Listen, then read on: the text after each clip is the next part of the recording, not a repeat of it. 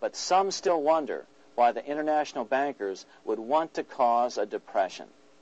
Wouldn't that be killing the goose that is currently laying all those golden interest eggs? Remember what Larry Bates said at the first of this videotape. You see, in periods of economic upheaval, in economic crisis, wealth is not destroyed. It is merely transferred. Do we have any hints as to what the money changers have in store for us? Here's what David Rockefeller, the chairman of Chase Manhattan Bank, the largest Wall Street bank, had to say. We are on the verge of a global transformation. All we need is the right major crisis, and the nation will accept the New World Order. So, crisis is needed to fulfill their plans quickly. The only question is when the crisis will occur. Fortunately, we probably have a little time. It's unlikely that this crisis will occur before the 1996 elections, but after that, the danger begins rising. But whether or not they decide to cause a crash or a depression through relentless increases in taxes and the loss of hundreds of thousands of jobs being sent overseas thanks to trade agreements such as GATT and NAFTA, the American middle class is an endangered species. Cheaper labor, including slave labor in Red China, which Harry Wu has heroically documented, is being used to compete with American labor. In other words, money is being consolidated in fewer and fewer hands as never before in the history of this nation or the world. Without reform, the American middle class will soon be extinct, leaving only the very rich few and the very many poor, as has already occurred in most of the world.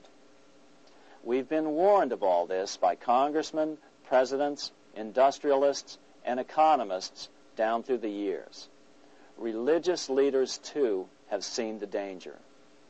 About 1898, during the time of William Jennings Bryan, Pope Leo XIII put it this way.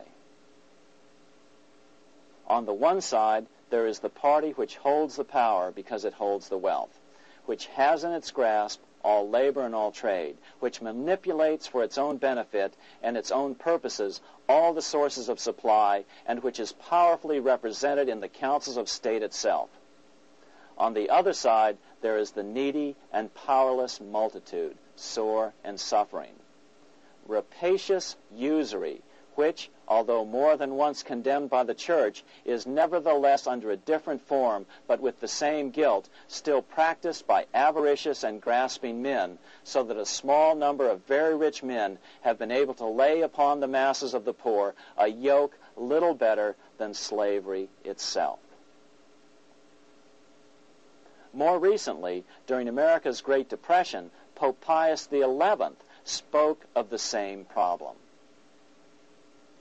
In our days, not alone is wealth accumulated, but immense power and despotic economic domination is concentrated in the hands of a few.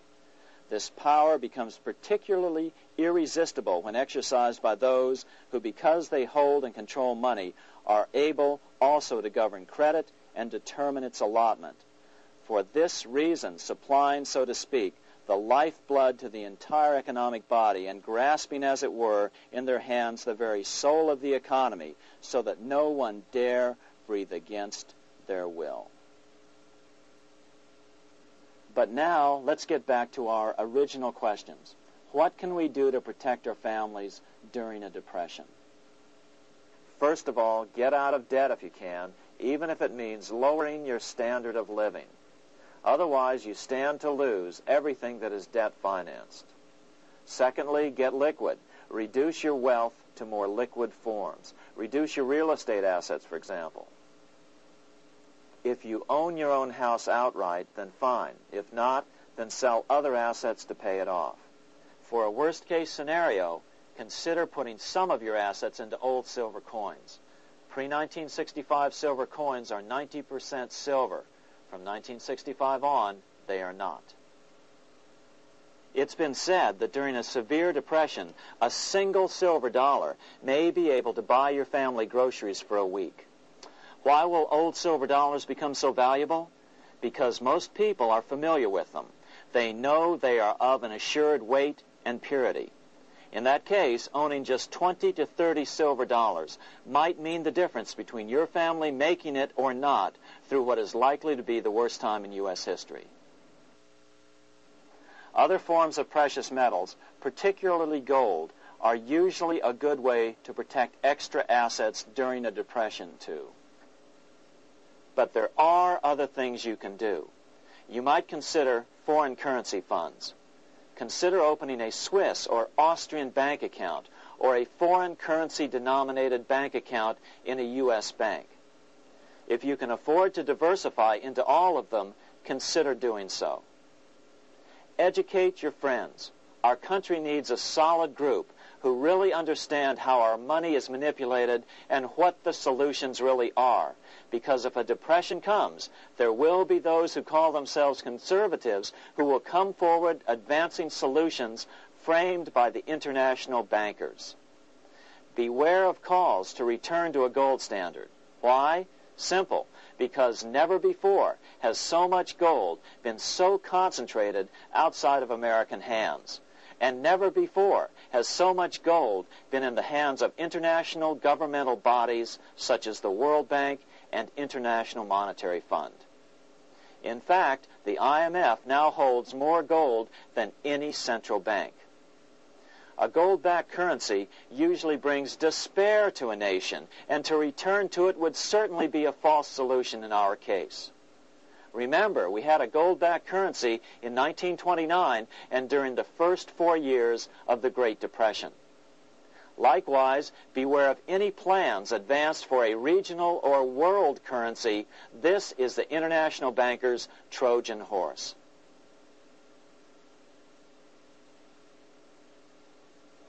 Educate your member of Congress. It only takes a few persuasive members to make the others pay attention. Most congressmen just don't understand the system.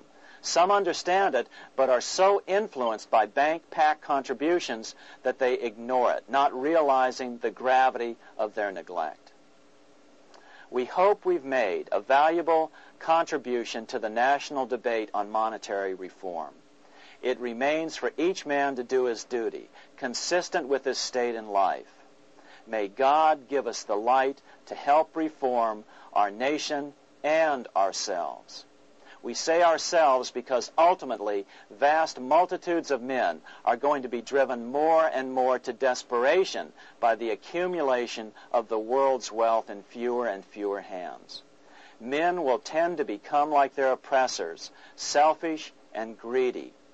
Rather, let's keep in mind during this period of reform a warning not to lose sight of greater things, as Pope Pius XI put it.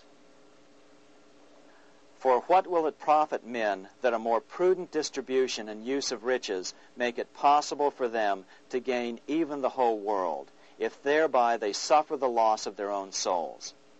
What will it profit to teach them sound principles in economics, if they permit themselves to be so swept away by selfishness, by unbridled and sordid greed, that hearing the commandments of the Lord, they do all things contrary?